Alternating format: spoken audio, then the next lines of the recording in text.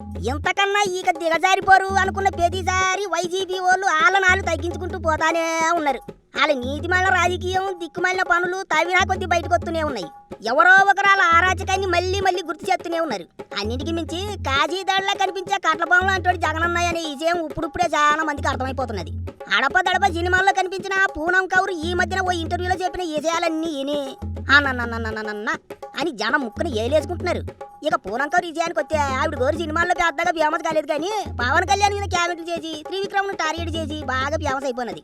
ఇప్పుడు మడిసి అయితే భూమి మీద లేడు, కానీ ఆ కత్తి మహేష్ని ఎట్టుకుని అప్పట్లో వైసీపీ వాళ్ళు చెత్త రాజకీయం అంతా చేశారు. పూనం కౌరు పేరు వాడుకుని ఆవిడతో మాట్లాడించి 8 నెలలు పవన్ కళ్యాణ్ ఏదో ఓ రకంగా ఇబ్బందుల పాలు చేయడానికి చూశారు. పవన్ కళ్యాణ్ మీద ప్రజల్లో నెగిటివ్ ప్రచారం చేసేలా ప్లాన్ చేశారు. అయితే వాళ్ళు ఎంత ప్రయత్నం చేసినా అట్లాంటి పప్పులేటి ఉడకలేదు. ఇంతకీ అప్పట్లో ఏడు జరిగినది, అదంతా ఎవరు చేయించారు అనేది పూనం కౌరు ఇన్నాళ్ళకు బయటపెట్టింది. రాజకీయాల కోసం కొంతమంది పూనం కౌరును బెదిరించారట. ఎంత డబ్బు కావాలంటే అంత డబ్బు ఇస్తామన్నారట, పదవులు ఇప్పిస్తామన్నారట. పవన్ కళ్యాణ్కి వ్యతిరేకంగా మాట్లాడకపోతే 100 వీడియోలు విడుదల చేస్తామని కూడా భయపెట్టారట. ఇదంతా చేసింది ఓ పెద్ద పార్టీ నాయకుడు, కడప జిల్లా నాయకుడు అని మరీ చెప్పింది. అంతెందుకు ఆ పూనం కౌరు పాపం వాళ్ళ ఫ్రెండునే లవ్ చేసి పెళ్లి చేసుకుందామని చూసిందట. పెళ్లికి అంతా సిద్ధం అనుకుంటున్న టైంలో ఆ మెంటల్ కృష్ణ పోసాని కృష్ణమురళి పేజ్ మీట్ పెట్టి పూనం కౌరు గురించి అట్టబడితేట మాట్లాడాడు. దాంతో ఆ పెళ్లి క్యాన్సిల్ అయిందట. పాపం ఓ ఆడపిల్ల జీవితాన్ని ఆదరణ చేశారు రాజకీయాల కోసం. ఆ బాధతో పూనం కౌరు వాళ్ళ అమ్మకు గుండెపోటు వచ్చిందట. ఎంత దారుణం చూడండి.